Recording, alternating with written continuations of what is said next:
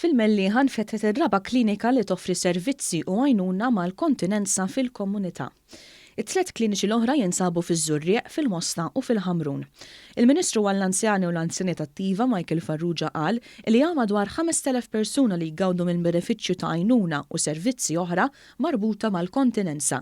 Fil-fatt dawn il-persuni issa għandhom żieda fl-għażla tal-prodotti sussidjati ta' kontinenza marbuta mal-ħtiġijiet tagħhom.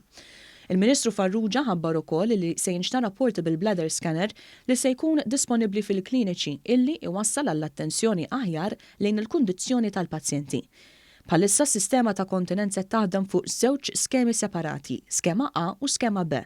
Skema A tintitola għal pazjenti sussidju sħiħ u l-pazjent ikun eliġibbli għal din l-iskema meta jkun fil-possess tal-Karta tal-Identità Speċjali maħruġa mill-Unjoni Ewropea. Min-naħa l-oħra skema B tintitola lil pazjenti għal sussidju parzjali. Il-pazjent ikun eliġibbli jekk ikollu il fuq minn 60 sena.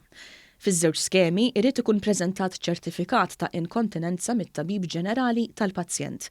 Il-proċess taż-żewġ skemi jibda fiċ-ċentru Servizz Anzjan u sal-lum saru ftit aktar minn 600 żjara fid-dar tal-klijenti, filwaqt li qed jingħata wkoll servizz fid-djar tal-anzjani.